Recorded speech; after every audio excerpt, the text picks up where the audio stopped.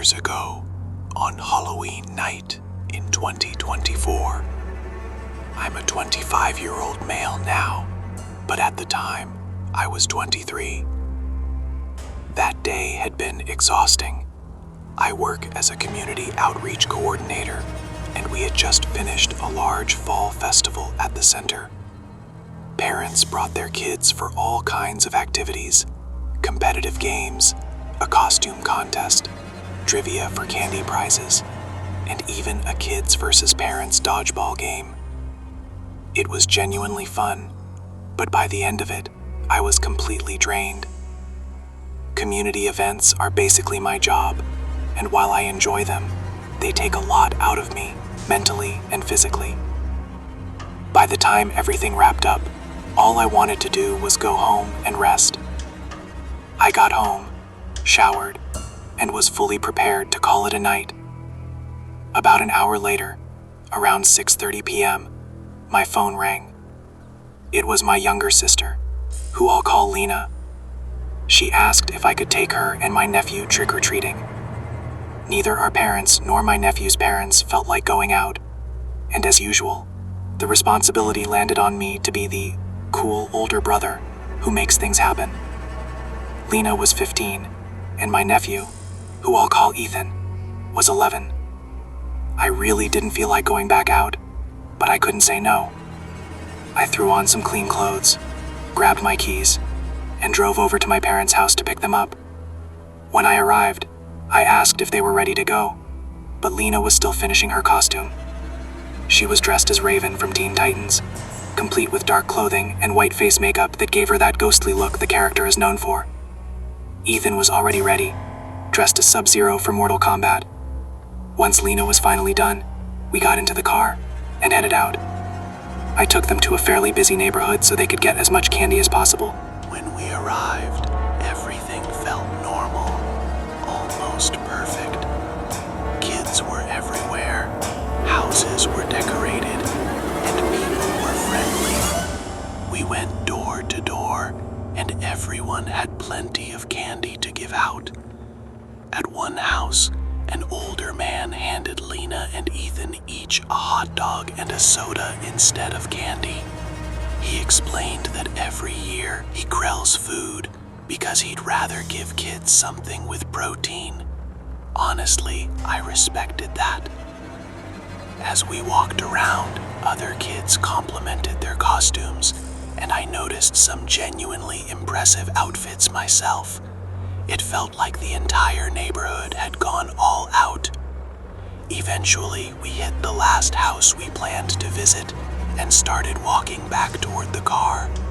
We had gone pretty deep into the neighborhood, so the walk back was about 10 minutes. By this point, things had quieted down. There weren't as many people outside anymore, and that's when something caught my attention.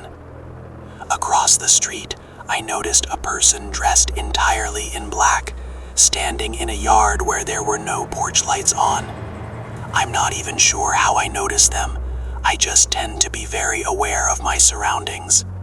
When I looked closer, I could make out a hooded cloak, an all-black outfit, and what appeared to be a mask. I couldn't see their face at all. I couldn't even tell if they were a man or a woman. What unsettled me most was that they seemed to be watching us. I quietly told Lena and Ethan to stay close to me. "There's someone across the street," I said. "Look if you want, but don't stare." I wanted them to see what I was talking about without drawing attention to ourselves. Ethan laughed out and thought it was just someone trying to scare people for Halloween. Lena, on the other hand, looked genuinely concerned. For context, I was carrying a backpack with a clock inside, and Lena knew this. When I told them to stay close, she understood that I wasn't joking. Ethan had no idea. I would never tell him something like that. As we walked away, I glanced back a few times. The person still appeared to be watching us, though it was hard to tell in the darkness.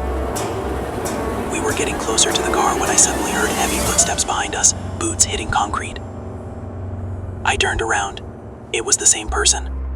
This time, I could see them clearly. They were wearing tactical boots, black pants tucked into the boots, and a tactical vest. Their face was completely covered by a tight black spandex mask. That's when the situation went from unsettling to genuinely dangerous. When you see someone dressed like that, the first thought is that they're armed. I leaned down and whispered urgently to Lena and Ethan. Listen very carefully. Do not stop walking. Do not look back. The person I mentioned earlier is following us right now. Stay calm and keep moving. I focused mostly on Ethan when I said this. He was younger and might not fully grasp how serious this was. Lena understood immediately. We kept walking. I glanced back occasionally. The person kept the same distance, never falling back, never getting closer, just following. When we reached the car, they were still approaching. That's when I made a decision. I turned, pulled my Glock, and pointed it directly at them. I demanded to know why they were following us. The person froze, clearly surprised, then slowly raised their hands and removed the mask. It was a woman, probably in her early 30s. She didn't answer my question. She just stared at me with a blank expression. I asked again, my gun still raised. She finally spoke, her voice flat and almost robotic. I'm an undercover police officer. I was told there was a break-in in this area. I was checking it out. When you stared at me, I assumed you were involved. It would be wise to lower that weapon or I could arrest you for threatening a law enforcement officer.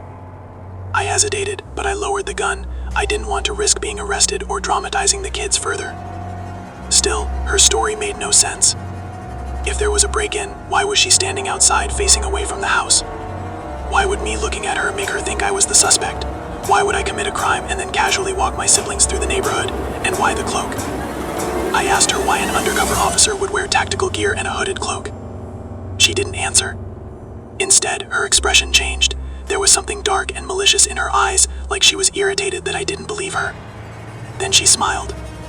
It was one of the most unsettling smiles I've ever seen. If you didn't have that gun, she said, this night would have ended very differently for you. As soon as she finished speaking, I noticed 4 figures step out from between the houses nearby. All of them were wearing tactical gear, 3 men and 1 woman. I immediately told Lena and Ethan to get in the car. I kept my eyes on the woman until I saw them safely inside. Then I got in, locked the doors, and drove away. As we left, she was still standing there, smiling. The others weren't smiling at all. Their faces were completely blank, empty, like there was nothing behind their eyes. The car ride home was silent. I dropped Lena and Ethan off, made sure they got inside safely, and then went home myself, trying to process what had just happened. And that was only the beginning.